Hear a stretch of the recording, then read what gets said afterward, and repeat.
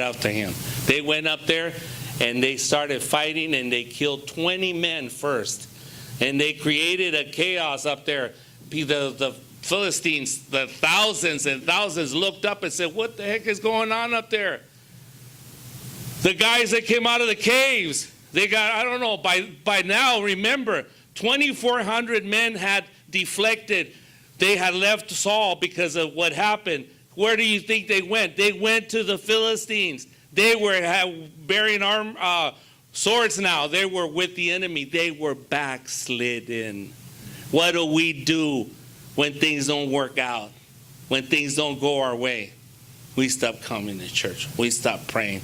We stop reading our word. We start going to the liquor store instead of church. Oh, I shouldn't have said that, because that probably offended somebody. But you know what? It's the truth.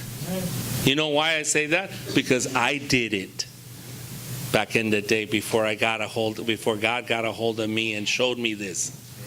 To become a true servant. To give up everything and serve God. Amen? Amen? They went up there, and because they created this chaos, all the enemy got confused, and they started running. They started tripping over each other. They started killing each other. Here is Saul. All of a sudden turns around and goes, what's going on? Count the men. Who's missing? They said, your son and his armor bearer are missing. Who else? That's just them. What's going on? He called the priest. He said, go inquire of the Lord. The priest put the ephod on, put his hand on, and he said, and then it got even hotter, the fight. And Saul said, withdraw your hand. Forget. Stop praying. Let's go fight. Because by the time we get there, there will be no fight left. Now all of a sudden, all the ones that were backslidden, they turned. Now they go, oh, now we're winning. They turned and they started killing the Philistines. And God saved them that day against that great multitude. Because this one man said, let's go. But he had somebody. Listen to me. The man of God needs somebody. The woman of God needs somebody. It's easier for the man of God. Didn't you just hear him say it? How hard it is? Didn't you just hear him say how hard it is for him to do everything, and he wants to do everything, and that's why he says yes to everybody, because he wants to cover everything. He wants to cover all areas. He wants to go. He wants to do what God is calling him to do, but he can't do it by himself.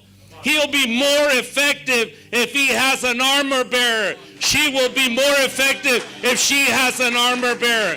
The leaders in here will be more effective if they have an armor bearer. The Pastor Diego will be more effective with the youth if he has an armor bearer. Sister Yvonne will be more effective in the children's ministry if she has an armor bearer.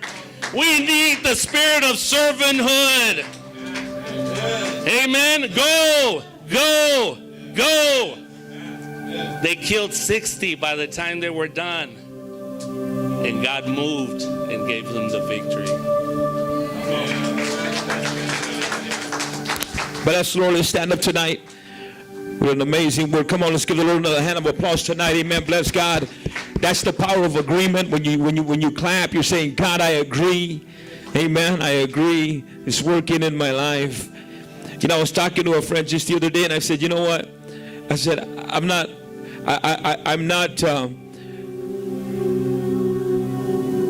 overwhelmed by what God is doing in my life, and I don't deserve it. On the natural side, I don't.